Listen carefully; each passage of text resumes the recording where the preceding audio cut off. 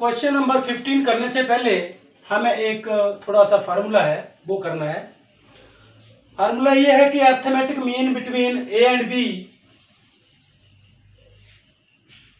निकालना है हमने। तो उसको निकालने के लिए हम क्या करते हैं, अर्थमेटिक मीन का मतलब क्या है, अगर दो नंबर हैं सपोज किया, एक नंबर 6 है और एक नंबर 3 है और एक नंबर 8 है,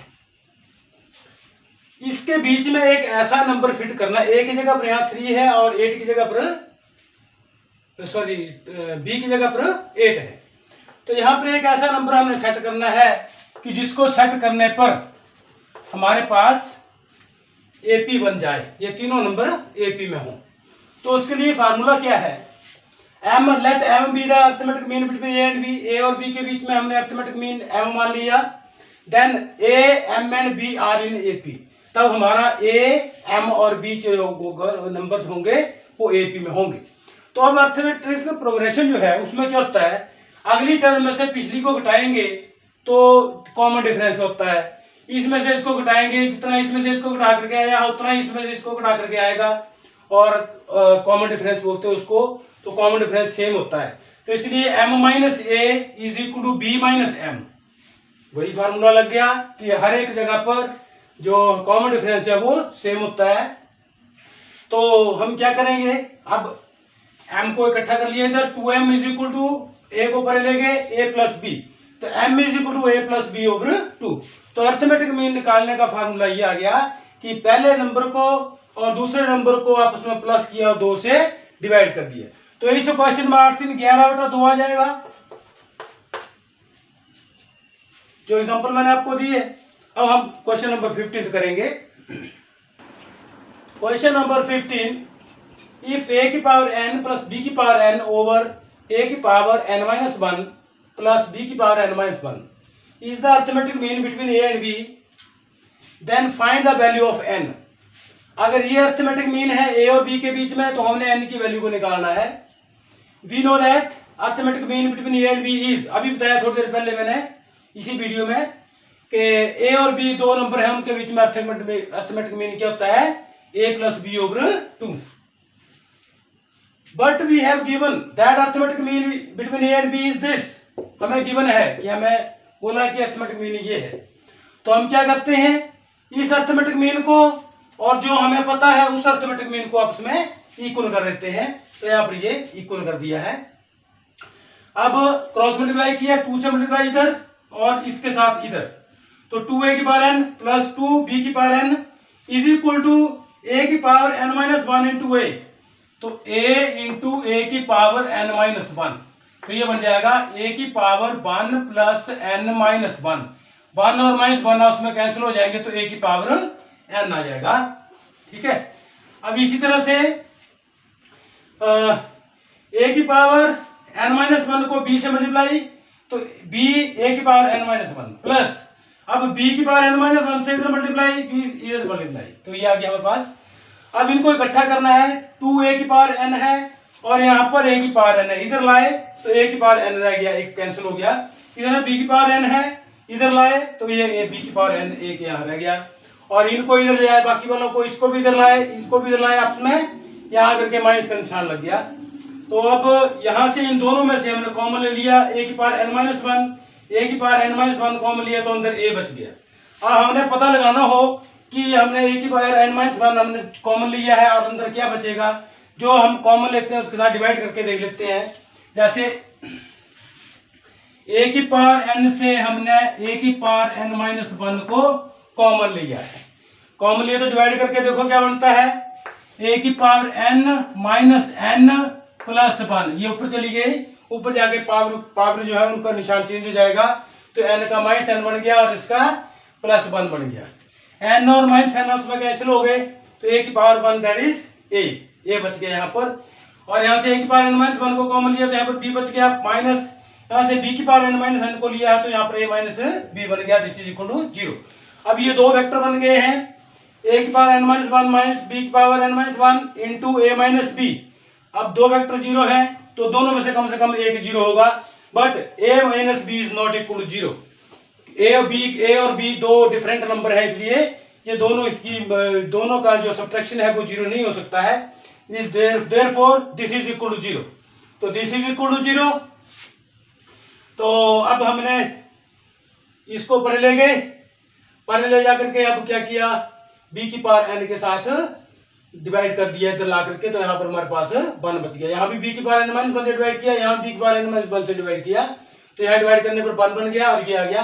अब a ओवर b की पावर n माइनस 1 करके लिख सकते हैं, और इस 1 को हम a ओवर b की पावर 0 करके लिख सकते हैं, क्योंकि हमें जो बेस यहाँ पर है वही बेस यहाँ पर बनाना है, तभी पावर आपस में इक्वल हो सकती है। तो यहाँ पर 1 को हमने a ओवर b की पावर 0 करके लिख दिया, और n माइनस 1, अब बेस सेम है तो पावर आपस में सेम होंगी, तो n minus 1 equal to 0, n is equal to 1।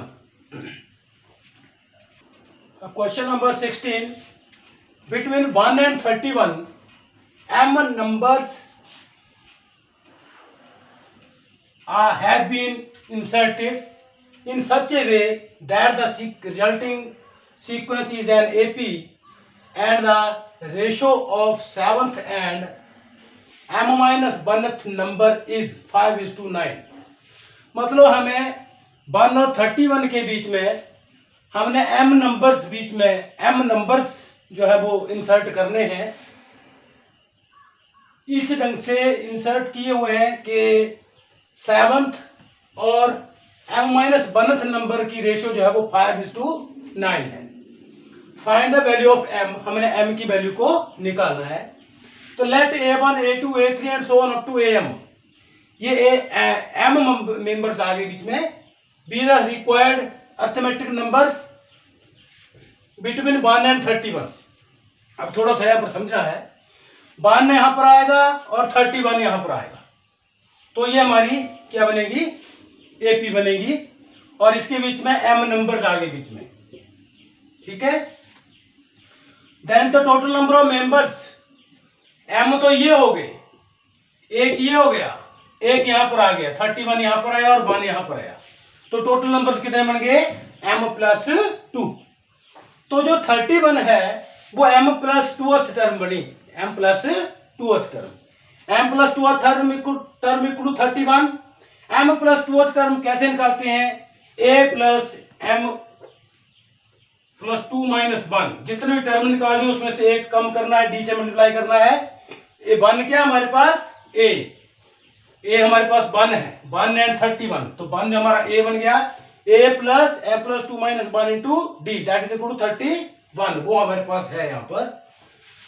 Last term का हमें पता है वो 31 है, तो यहां से m प्लस 1 बच गया इंटू डी, 1 को परे ले गए, तो परे जाकर के क्या हुआ, 31 माइनस 1 30 हो गया, d is equal to 30 over m plus 1, तो d की वैल्यू आ गई 30 ओवर m प्लस 1। अब बोला हुआ कि 7th and m minus 1 numbers, तो 7वां नंबर जो हुआ वो 8वीं टर्म बनी, क्योंकि एक यहाँ पर भी है, अगर ये दूसरी टर्म है, ये पहला नंबर है तो ये टर्म दूसरी बन रही है, ये दूसरा नंबर है तो टर्म तीसरी बन रही है, 1 2 3। इसी ढंग से 7th जो नंबर आया वो 8th टर्म बनेगी, तो 8th टर्म को कैसे निकालते हैं, a plus 8 minus 1 into D, तो d की वैल्यू 30 ओवर m प्लस 1 है। इसको कैलकुलेट कर लिया, एलसीएम लिया यहाँ पर, एलसीएम लेकर के ये बन गया m plus 211 over m plus 1। अब m माइनस 1th नंबर बोला है, तो वो m माइनस 1th नंबर है तो टर्म है उससे एक ज्यादा, tm plus tm, term will be tm। जैसे वहां पर 7वां नंबर था तो 8वीं टर्म बन रही थी, यहाँ पर m माइनस 1th नंबर है तो mth टर्म बन रही है, तो उसके लिए फॉर्मूला है a plus m minus 1 into D, D की जगह पर आ गया 30 ओवर m प्लस 1, जो हमने वैल्यू निकाली हुई है d की वो आ गई।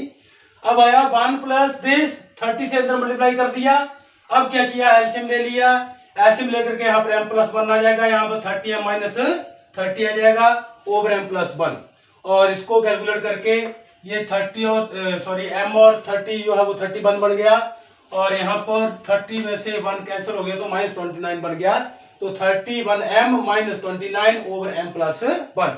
अब हमने क्या करना है, 7th टर्म का, सॉरी 7th नंबर का और m माइनस 1th नंबर की रेशो लेनी है और रेशो वो 5/9 के बराबर इक्वल पुट करने हैं, वहां से m की वैल्यू निकलेगी।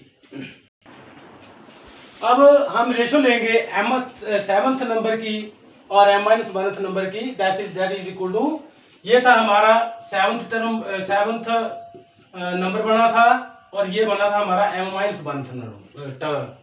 नंबर। तो अब हमने इसको डिवाइड कर दिया आपस में, इक्वल टू 5 और 9 जो कि हमें दिया हुआ है। अब हम क्या करेंगे, m-1 से m+1 कैंसिल हो जाएगा, तो m+211/31 m-29 is equal to 5/9। फिर यहाँ पर क्रॉस मल्टीप्लाई किया है, क्रॉस मल्टीप्लाई करके ये आ गया है और यहाँ पर हमने m वालों को इकट्ठा कर लिया, कांस्टेंट को इकट्ठा कर लिया और ये बना 2044/146 m इक्वल टू 14। तो m की वैल्यू हमारे पास 14 आ गई। क्वेश्चन नंबर है 17। A man starts repaying a loan as first instalment of ₹100 if he increases the installment by ₹5 every month, what amount he will pay in the 30th installment। मतलब एक आदमी है, उसने loan लिया है और लोन को ऐसे ढंग से दे रहा है कि पहली टर्म को 100 रुपया दे रहा है और हर महीने में 5 रुपया इंस्टॉलमेंट को बढ़ाकर दे रहा है। तो पहली इंस्टॉलमेंट में ₹100 दिया, सेकंड इंस्टॉलमेंट में ₹105 दिया, थर्ड इंस्टॉलमेंट में 110 दिया और फोर्थ में 115 देगा, फिफ्थ में 120 देगा, मतलब 5-5 रुपए बढ़ाकर देता रहेगा, and so on. It is an AP whose first term is 100। ये हमारी एपी बन गई जिसमें पहली टर्म हमारे 100 बनी और कॉमन डिफरेंस जो है वो 5 बना। 105 minus 100 that is 5, 110 minus 105 that is 5। तो कॉमन डिफरेंस कितना बना, 5 के बराबर बना। हमने 30th इंस्टॉलमेंट की वैल्यू निकालनी, जब वो 30वीं इंस्टॉलमेंट देगा तो वो कितने पैसे उस महीने पे करेगा। तो उसमें आ गया a plus n-1 into D, N की जगह पर आ गया 30 और डी की जगह पर आ गया 5। अब इसको कैलकुलेट किया है तो ये कैलकुलेट करके ये 145 बन जाता है, ये 100 बन जाता है और ये 245 रुपीज जो है वो 30th इंस्टॉलमेंट में पे करेगा। अब question number 18, the difference between any two consecutive interior angles of A polygon is 5 degree. If the smallest angle is 120 degree, find the number of sides of the polygon. मतलब हमें एक polygon दिया गया है, पॉलीगन होता है बहुभुज, बहुत भुजाओं वाला। तो इंटीरियर एंगल्स के बीच में ये पहले एंगल और दूसरे के बीच में डिफरेंस दिया है 5 डिग्री का, दूसरे और तीसरे के बीच में भी 5 डिग्री का, तीसरे और चौथे एंगल के बीच में भी 5 डिग्री का एंगल दिया, 5 डिग्री का फर्क दिया है। तो हमारे पास छोटे से छोटा एंगल जो 120 डिग्री है, तो a इक्वल टू 120 डिग्री आ गया, difference d is equal to 5 degree आ गया। तो ये हमारी एक एपी बनी जिसमें पहला एंगल ये बना, दूसरा 125 बना, तीसरा 130 बना, चौथा 135 बना। ऐसे करके हमें पॉलीगन जो है वो दी हुई है। हमने क्या निकालना है, हमने नंबर ऑफ साइड्स निकालना है, तो मतलब हमने n निकालना है। तो हमने n सपोज कर लिया कि n साइड्स हैं पॉलीगन की, तो sum up to n terms, n sides तक हमारा जो है वो हमारा सम क्या होगा, n/2 2a plus n-1 into D. मतलब हमारी ये टर्म्स कितनी है, n टर्म्स तक। तो ये फार्मूला है सम का, n/2 2a plus n-1 into D. तो d हमारे पास 5 है और a हमारे पास 120 डिग्री है, तो n/2 ये 240 बन गया प्लस 5n-5, यहाँ से आपने 5 यहाँ से कैंसिल हो गया तो 235 प्लस 5n इंटू n/2। एक इक्वेशन तो हमारे पास ये बन गई सम की। और दूसरा हम ज्योमेट्री के फार्मूले से जानते हैं, अगर आपको याद नहीं है तो याद कर लेना, कि अगर कोई पॉलीगन है उसके इंटीरियर एंगल्स का जो पॉलीगन का सम जो होता है उसका होता है 180 इंटू n-360। अब एक हमारे पास सम ये आ गया जिसको हम खुद जानते हैं और एक सम हमारे पास ये आ गया जो हमने निकाला है। अब इन दोनों को आपस में इक्वल करेंगे और यहाँ से n की वैल्यू को निकालेंगे। अब हम n की एक वैल्यू हमारे पास ये आ चुकी थी और एक ये आ चुकी थी सम की, एस एन की। अब हमने इन दोनों को इक्वल कर दिया। इक्वल करने पर ये 2 को मैं परे ले गया, 360 माइनस 720 बन गया, मल्टीप्लाई हो गया परे जा करके। तो अंदर अब n के साथ मल्टीप्लाई भी कर दिया, 235n minus 5n square equal to 360n minus 720। अब 5n स्क्वायर इसको इधर लाए, आपस में कैंसिल हो जाएंगे, तो 125n बच गया। माइनस के 720 को इधर लाए तो प्लस का 720 हो गया इक्वल टू 0। अब यहाँ से 5 मैंने कॉमन ले लिया है, और 5 कॉमन लेने पर 5 को परे ले गए तो परे हो जाएगा 0/5, वो कैंसिल होकर के 0 बन जाएगा। और n स्क्वायर यहाँ से बच गया, और यहाँ से 25n बच गया, यहाँ से 144 बच गया। अब यहाँ पर हम इसके फैक्टर बनाएंगे। n स्क्वायर में ये हमारे पास एक क्वाड्रेटिक इक्वेशन बन चुकी है, यहाँ से हम फैक्टर बनाएंगे। तो फैक्टर 16 9 दा 144 होता है, और इसको अगर आप जोड़ेंगे तो माइनस का 25n बनेंगे, प्लस 144 इक्वल टू 0। यहाँ से n कॉमन लिया, n-16 माइनस 9 कॉमन लिया, n-16, तो n-16 n-9 इक्वल टू 0। ये फैक्टर आपने किए होंगे पहले 10वीं क्लास में या छोटी क्लासों में भी किए होंगे। तो n-16 इक्वल टू 0 और n equal to n-9 equal to 0, n is equal to 16 और n इक्वल टू 9। अब n is not equal to 16, इसको ऐसा किया है क्योंकि ये इन इक्वेशन को सेटिस्फाई नहीं करता है। So n is equal to 9 is the answer.